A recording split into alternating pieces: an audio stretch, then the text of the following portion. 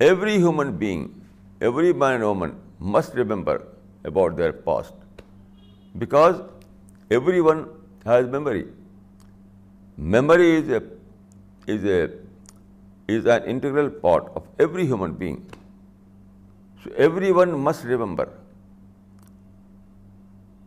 So when I said this, what was the reply? He said, "Oh no, it is a science, and science has no right to interfere in science has no right to interfere in religious matters." He said that this is my belief, this is my religious belief, and what you are saying, that is science. So science has no right to interfere in my religious affairs. This kind of answer is quite wrong, ridiculous. It is ridiculous. But that gentleman was living in this ridiculous position. Although I gave him a very powerful argument, I presented before him a powerful scientific argument, but he refused to accept it. Why? Because he was not sincere. He was living in bias. He was deprived of objective thinking. This is not an answer, that science has no right to interfere in my religion. It's nothing. This sentence may be grammatically true. Science has no right to interfere in my religion. Grammatically it is true, but in fact it is wrong. So, in this case, you can see that when one is not sincere, he cannot find truth. Sincerity is must in this pursuit. Truth requires a very, very serious pursuit, very sincere pursuit.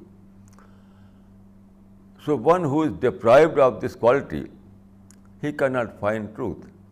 For example, if there is sunlight, if there is no cloud in the atmosphere and sun is rising, sun is shining, everywhere there is light, but if you close your eyes, if you close your both eyes, then for you there is no light. Then for you there is no light. So thus is the case of those people who are deprived of sincerity. An insincere person is like one who has closed his eyes, so he was not able to see the sunlight.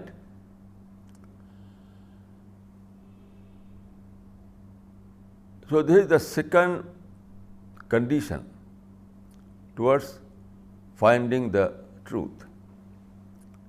First was seeking spirit. Without seeking spirit, you are not candidate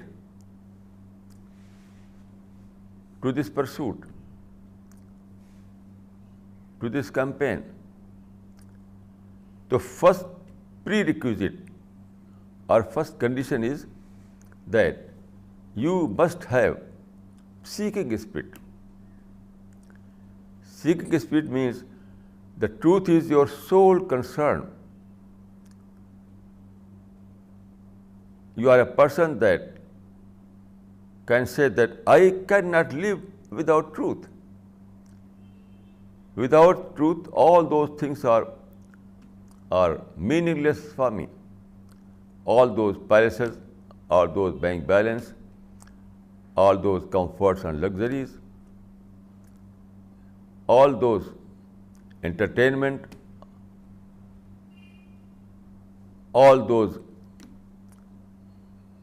gossip cultures. Everything is meaningless for me until I find the truth. So seeking spirit is first prerequisite. Seeking spirit is the first condition. Then the second condition is sincerity. Sincerity makes you to live with open eyes. Sincerity makes you to live with objectivity. Sincerity makes you able to remove your biases.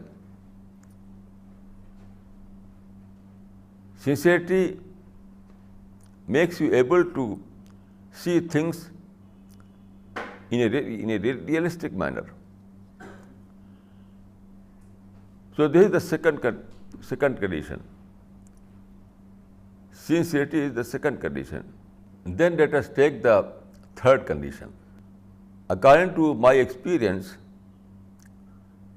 the third condition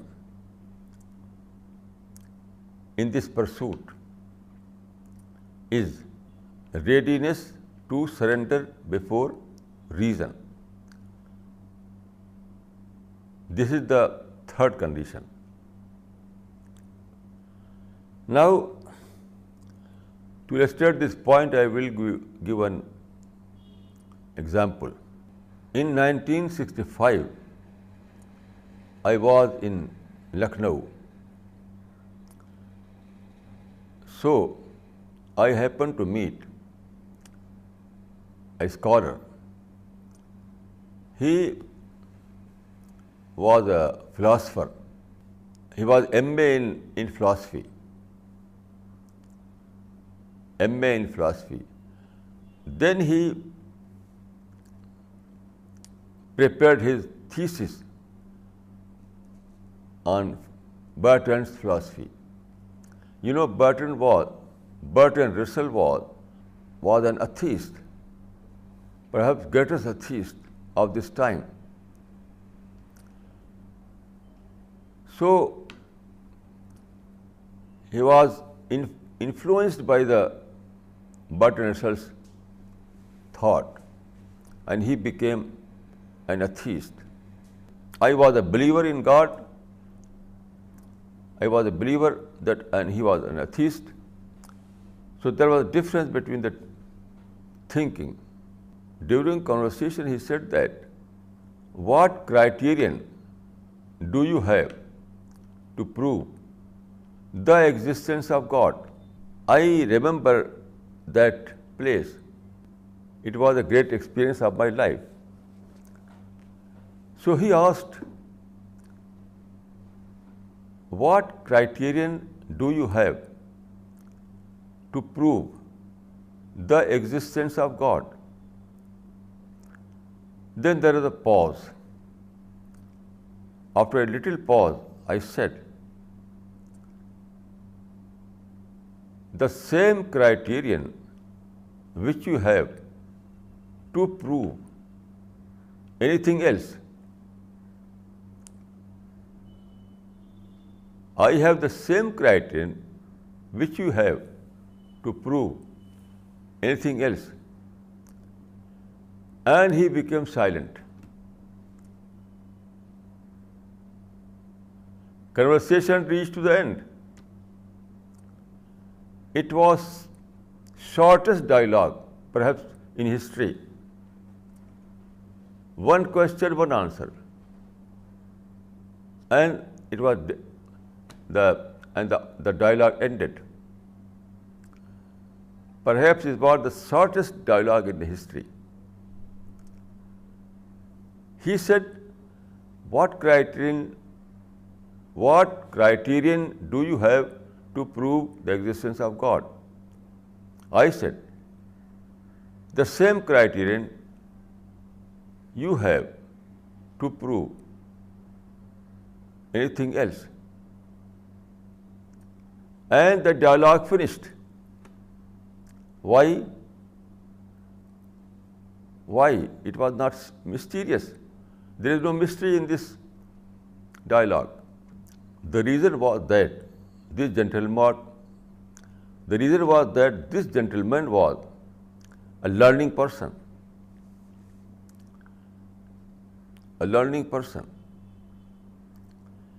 He was aware of the limitations of science.